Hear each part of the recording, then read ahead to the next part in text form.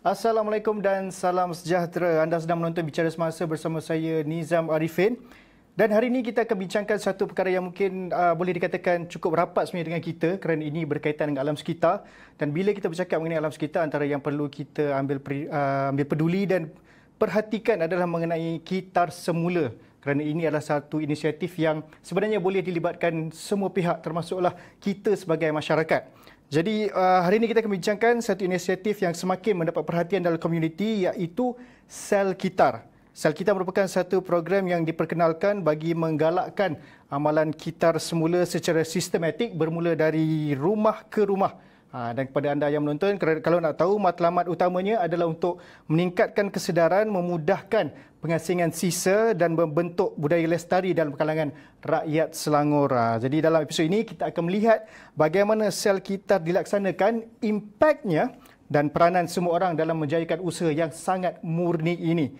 Kita bertuah hari ini kerana kita bersama dengan Tuan Ahadi Muhammad Nasir, Pengurus Besar Pengurusan Subsidiari dan Pelaksana Projek KDEB Waste Management, untuk membincangkan perkara ini. Jadi terima kasih Tuan kerana sudi bersama kita hari ini untuk kita sama-sama bincangkan dan kita kupaslah mengenai sel kitar ini. Mungkin dalam sekitar 30 minit atau lebih, kerana topik ini sangat menarik sebenarnya kerana ia betul-betul dekat. Macam saya sendiri pun cukup suka bila bercakap mengenai hal-hal kitar semula ni. Jadi untuk pertamalah kita secara surface lah, boleh mungkin Tuan boleh terangkan lebih lanjutlah tentang sel kitar. Siapa yang terlibat dan apa objektif utama untuk inisiatif ni?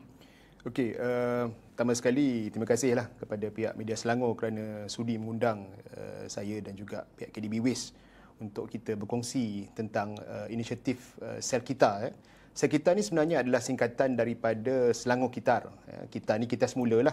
Dan program ini alhamdulillah baru saja dilancarkan pada 22 yang lepas, 22 Mei yang lepas, 20 April, maafkan saya, yang dilancarkan oleh Yang Berhormat Datuk Seri Menteri Besar Selangor. Dan program tersebut sebenarnya kita berkolaborasi dengan Nestle.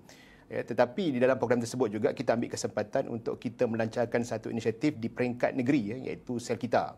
Sel Kitar ini adalah di bawah portfolio Exco Alam Sekitar dan juga Kesihatan Awam, iaitu Yang Berhormat Puan Jamalah Jamaluddin. Di mana di dalam inisiatif Sel Kitar ini kita bermula dengan 2 PBT dulu. In total Selangor ni ada 12 PBT. Kita bermula dengan 2 PBT dahulu, iaitu Majlis Bandaraya Subang Jaya dan juga Majlis Perbandaran Sepang. Untuk Subang Jaya ni kita dah start 13 Mei yang lalu. Dan seterusnya untuk yang Majlis Perbandaran Sepang ni kita akan bermula pada 26 Mei inilah. Dan program Sel Kitar ini akan diperluaskan lagi di 7 lagi PBT. Kenapa saya sebut 7? Tadi saya sebut 2, dia tambah lagi 7. Sebenarnya ada PBT-PBT yang lain, khususnya di bandaraya, mereka telah ada program sendiri. Bukan tak ada, dia ada. Dan juga satu lagi adalah di majlis daerah. Satu-satunya majlis daerah di Selangor ni iaitu Majlis Daerah Sabak Bernam. Iaitu kita program tu kita ada custom sikit. Dia tidak sama. Dan secara umumnya program ini kita sasarkan untuk melibatkan in total 1,200 taman di seluruh Selangor. Di mana Yang Berhormat Datuk Seri Menteri Besar pada tahun 2024, tak salah saya, dia mensasarkan bahawa setiap PBT ni perlu propose mencadangkan sekurang-kurangnya 100 taman di setiap PBT. Jadi kita ada 12 PBT. In total kita sasarkan 1,200 taman lah di seluruh negeri Selangor untuk program Sel Kitar ini. Dan sedikit saja tentang Sel Kitar ini juga kita bahagikan kepada 3 fasa. Kita ada fasa pertama, fasa kedua dan fasa ketiga. Dan untuk fasa pertama ini, saya sebut tadi kita telah mula dengan Subang Jaya dan Sepang tadi, dan kemudiannya kita akan expand kepada 2 lagi PBT, iaitu Majlis Perbandaran Kuala Langat dan juga Majlis Perbandaran Kuala Selangor. Ini yang fasa pertama lah. Fasa kedua nanti pula kita akan teruskan dengan Majlis Perbandaran Kajang dan juga Majlis Perbandaran Ampang Jaya, dan seterusnya fasa yang terakhir iaitu yang ketiga kita akan melibatkan 2 lagi PBT, iaitu Majlis Perbandaran Hulu Selangor dan juga Majlis Perbandaran Selayang. Jadi macam mana Tuan sendiri melihat sambutan daripada komuniti taman-taman yang terlibat, dua yang baru terlibat ni, bagaimana sambutan mereka? Okey, alhamdulillah. So far kita dah bermula pada 13 Mei tadi saya sebut, 13 Mei sehingga semalam, sehingga 13 Mei sehingga 19 Mei kita dapati sambutan agak merangsangkan, di mana untuk tempoh beberapa hari itu saja kita telah berjaya mengumpulkan hampir 2.1 tan barang kita semula. Ini baru kita start di Subanjaya lagi. Kita belum mula lagi di Sepang. Jadi kita jangkakan bahawa trend ini akan terus meningkat apabila penduduk semakin sedar. Kita ada satu program yang mendapat sokongan penuh daripada kerajaan negeri. Saya rasa insya-Allah trendnya akan meningkat. Okey, apa agaknya yang membezakan program Sel Kita ini berbanding dengan program kita semula yang pernah dilaksanakan oleh KDEBWM sebelum ni? Okey, program Sel Kita ini adalah satu program yang mana kita integrasikan kerjasama dengan pelbagai pihak. Ya. Sebelum ni bukan tak ada, cumanya kita tidak berpusat, kita tak centralize program tu. Jadi program ni mungkin dia bersifat maknanya masing-masing lah. Maknanya setiap PBT ada program dia sendiri, KDB ada program sendiri. Tapi apabila kerajaan negeri masuk dan memperkenalkan Sel Kita ini sebenarnya adalah lanjutan daripada satu lagi kerangka yang lebih besar, itu kita panggil Selangor Recycling Search, SRS. Jadi di bawah SRS tu kita ada Sel Kita. Dan di bawah Sel Kita ini di mana dengan kerjasama semua PBT, dengan kerjasama pihak-pihak rakan kolaborasi strategik seperti NESI dan sebagainya, yang utamanya sekali kita sasarkan adalah untuk kita mendapat satu data yang solid tentang sebenarnya berapa kadar kita semula di Selangor ni. Itu yang saya rasa yang membezakan. Sebelum ni bila buat masing-masing ataupun mungkin kita punya yang illegal players dia panggil, yang collect barang-barang recycle ni, scavengers dan sebagainya, mereka hantar ke pusat-pusat kita semula yang tidak berdaftar misalnya. Kita tak dapat data tu. Walaupun daripada segi objektif mungkin mereka juga kita semula, tapi kita tak dapat data. Jadi kalau kita tak ada data tu, kita tak boleh mengukur keberkesanan program. Jadi sebab tu kita tubuhkan Sel Kita ini supaya kita dapat satu data yang betul, yang genuine, dan daripada situ kita akan tengok dan kita akan lihat langkah-langkah penambahbaikan yang lebih baiklah untuk kita pastikan inisiatif kita semula ini akan terus berlangsung dan dengan lestari lah. Okey, sebab Tuan dah bercakap mengenai data. Jadi sebab kita tahu minggu lepas bermula inisiatif Sel Kita ni. Jadi setakat minggu lalu berapa jumlah kutipan barangan kita semula yang dah berjaya dikumpulkan? Itulah saya sebut tadi, kita dah mulakan dengan di Subang tadi, kita dah ada dalam 2.1 tan barang kita semula. Dan kalau in totalnya sebenarnya mungkin saya sentuh sikit tentang sasaran Kerajaan Negeri Selangor melalui rancangan Selangor Pertama yang diumumkan oleh Menteri Besar pada tahun 2022 yang lalu. Di dalam rancangan Selangor Pertama ni kita ada 4 teras utama, dan salah satu daripada teras tersebut adalah kelestarian alam sekitar. Dan memang dalam rancangan Selangor Pertama ini secara spesifik disebut bahawa kerajaan negeri mensasarkan untuk mencapai kadar kita semula pada tahap 15% pada tahun 2025, itu pada tahun inilah. Setakat ni melalui perbincangan ataupun mesyuarat yang saya hadiri, kita dimaklumkan bahawa kita baru mencapai kadar kita semula 9%. Jadi kita ada beberapa bulan saja lagi sebenarnya. 6% untuk capai 15%. Betul. Jadi sebab tu kalau kita, ini antara strategi di mana kita nak memperhebatkan lagi usaha-usaha kita semula supaya kita dapat memenuhi sasaran tersebut. Kalau sekarang ni kita lihat di peringkat negeri Selangor kita sasarkan 15%. Di peringkat persekutuan atau federal kita sasarkan 40%. Tapi di Malaysia sendiri pun kadar kita semula baru 37%. Jadi kalau kita tengok Malaysia pun kita belum lagi dapat capai target tersebut, dan di Selangor pun belum lagi capai sasaran tersebut. Tapi bukanlah terlewat, sebab kita masih lagi berada pada tahun 2025, kita baru nak masuk bulan 6, ada lagi 6 bulan lah. Kalau kurang lebih ada lagi 6 bulan untuk kita cuba capai sasaran tersebut. Jadi untuk capai 15% tu, berapa agaknya jumlah anggaran isi rumah yang diperlukan bagi mencapai 15% tu? Okey, sasaran dia mudah. Kalau kita ambil di Selangor lah, di Selangor ni lebih kurang kita ada lebih kurang 7.3 juta penduduk. Kalau berdasarkan anggaran kasar, kepengiraan di bawah yang dibuat oleh Jabatan Pengurusan Sistem Pepejal, JPSPN, mereka mengunjurkan bahawa setiap penduduk ni akan menghasilkan sampah sebanyak 1.17 tan. kilo sehari. Kilo, Banyak sangat tu. 1.17 kilo sehari. Ya. Jadi untuk Selangor ni, kalau kita dengan 7.3 juta penduduk ni, untuk kita capai sasaran 15%, sebenarnya sikit je. Kita kena buat kadar kita semula sehari ni. Kalau boleh penduduk hasilkan 18 gram saja. Itu dia punya kadar kasar lah. Kalau kata semua penduduk ni, 7.3 juta penduduk ni, menghasilkan ataupun buat kita semula sebanyak 18 gram sehari, kita boleh capai sasaran 15% tersebut ataupun mungkin lebih daripada itu. Okey, macam Tuan cakap tadi, buat masa ini memang banyak difokuskan kepada rumah-rumah taman. Betul. Bagaimana pula dengan rumah-rumah yang strata, rumah-rumah di kondo, apartmen, flat yang macam tu, bagaimana pula? Ada menuju ke arah untuk melibatkan juga rumah-rumah yang high rise ni juga? Ya, saya sebut tadi kita laksanakan program kita semula ini secara berfasa. Sekarang kita dah berada di fasa yang pertama, nak masuk ke fasa pertama. Jadi untuk rumah-rumah strata ini sebenarnya di fasa kedua. Fasa pertama ni kita lebih fokus kepada kawasan-kawasan yang berpagar, rumah landed, rumah bawah yang berpagar dan juga yang tidak berpagar. Kita start dengan berpagar dulu. Kemudian kita akan masuk ke area yang tidak berpagar, dan kemudian fasa kedua kita akan masuk ke rumah strata dan sebagainya lah. Okey. Dan kita tahu bila kita bercakap mengenai kita semula ni, dia bukan jadi peranan untuk pihak berwajib saja, tapi juga kepada komuniti itu sendiri. Betul. Jadi apa agaknya proses yang perlu dijalankan oleh komuniti yang nak terlibat, dan apa jenis barangan kita semula yang sesuai lah, sebab kita tahu bukan semua barang boleh di kita semula dan kita perlu asingkan. Jadi barangan apa yang sesuai dan bagaimana komuniti pun boleh turut serta untuk bagi sukses lah untuk program ini. Okey, sebenarnya untuk kita berjaya dalam program kita semula ini, dia tidak boleh melalui maknanya semata-mata hebahan melalui media dan sebagainya, tapi kita juga perlu santuni penduduk ini. Sebab itu untuk program kita semula ini, kita juga melibatkan program kita panggil sebagai SIPA, ataupun Community Awareness and Public Engagement. SIPA ni, Community Engagement and Public Awareness, terbalik.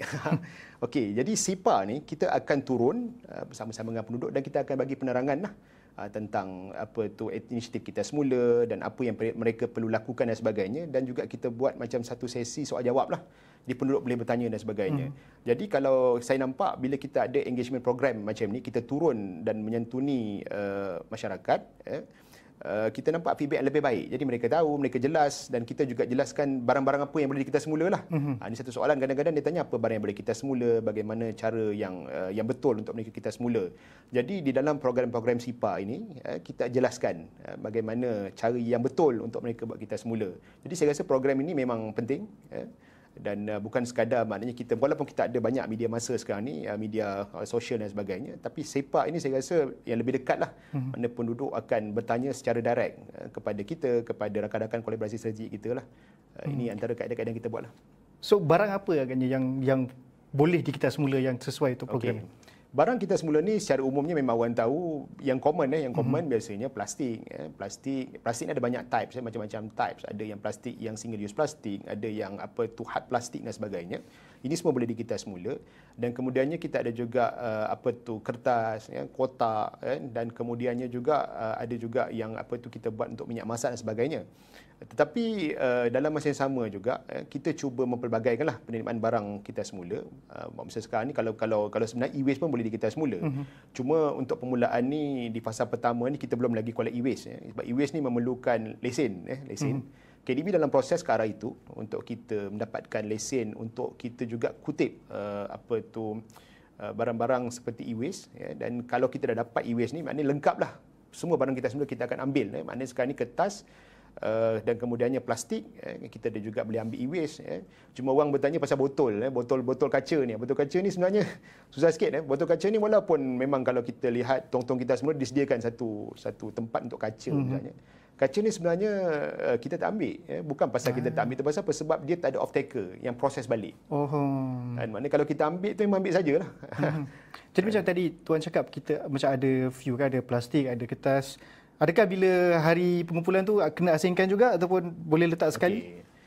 Buat permulaan ni untuk mudahkan penduduk, kita bagi tahu dia boleh letak semua sekali barang kita semula sebegitu dalam satu plastik sahaja. Tapi kalau mungkin penduduk tu ada masa yang lebih, mereka nak asingkan lebih baiklah. Tapi masa sekarang ni kita cuba mudahkan untuk mereka.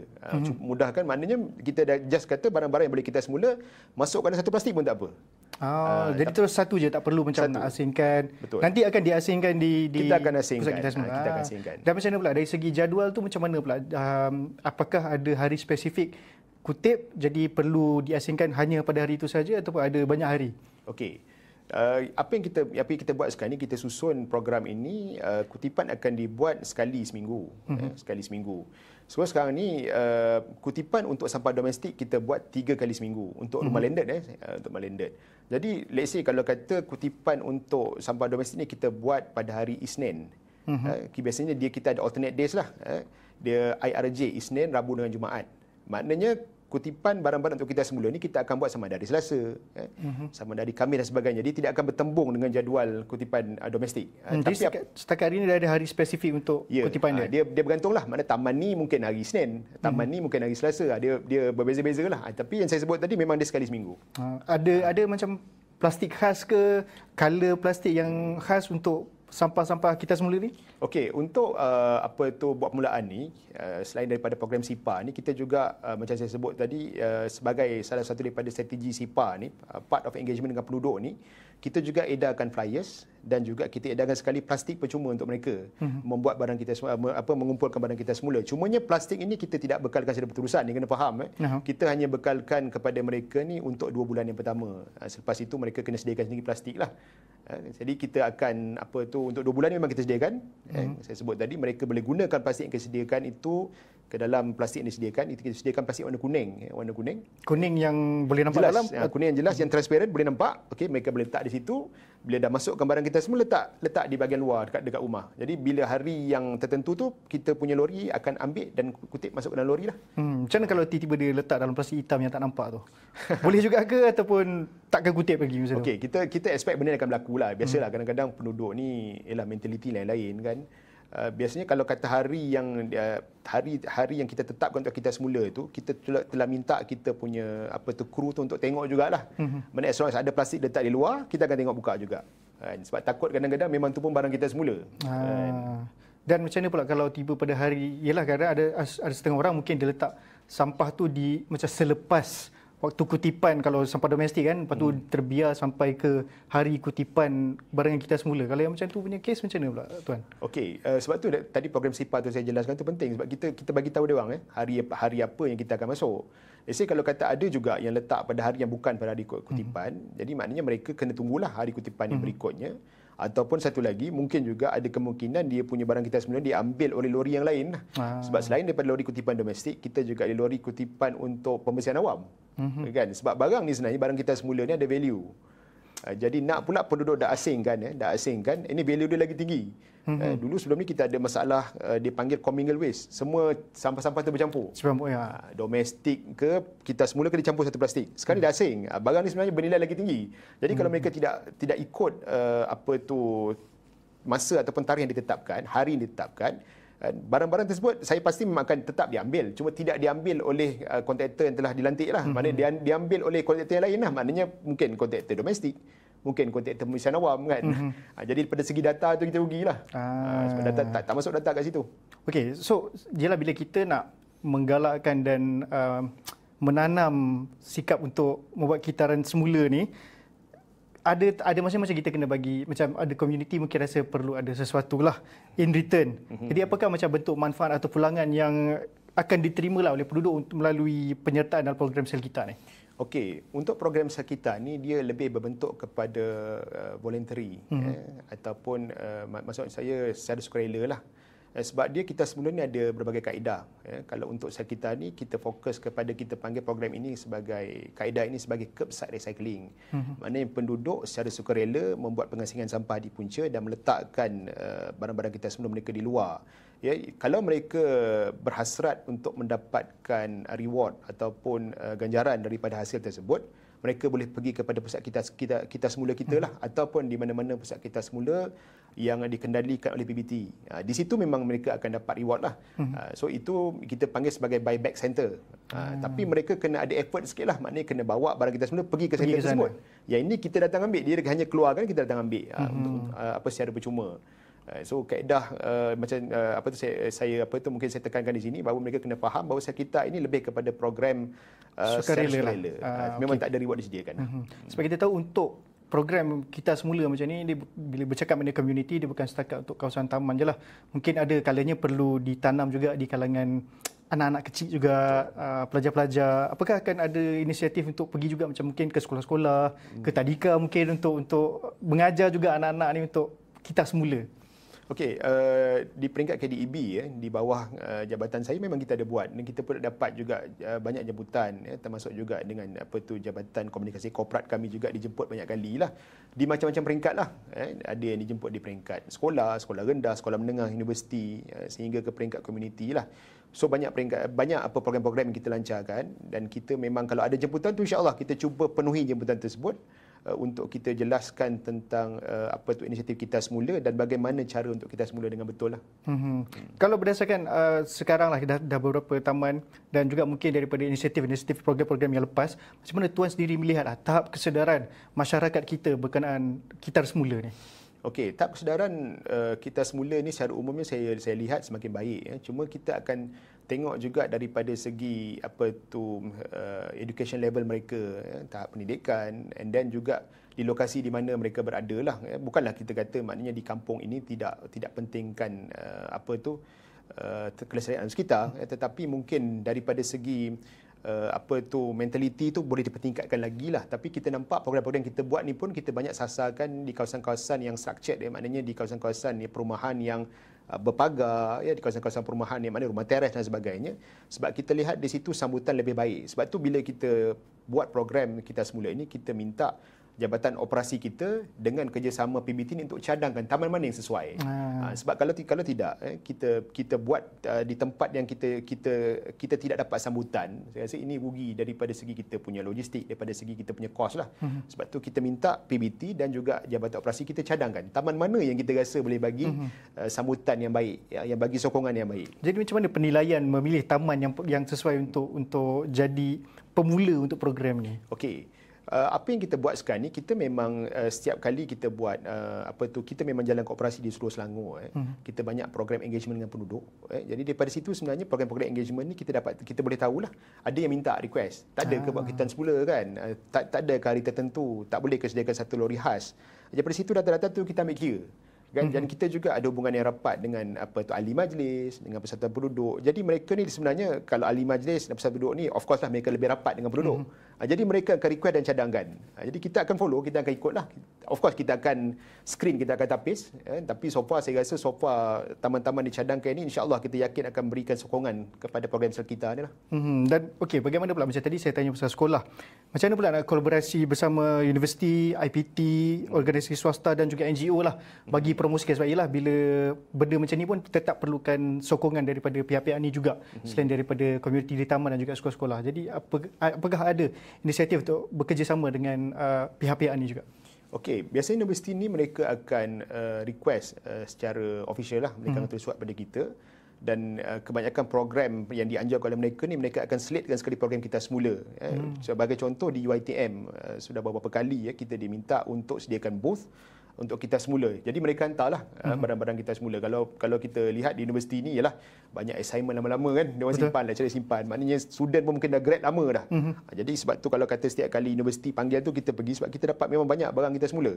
Selain daripada tu juga syarikat korporat pun sekarang. Ada juga. Mungkinlah mereka nak buat spring cleaning ke kan. Jadi dia panggil kita untuk kita bagi ceramah tentang kita semula, dan samping itu juga sediakan fasiliti lori dan sebagainya untuk kita ambil barang-barang kita semula mereka.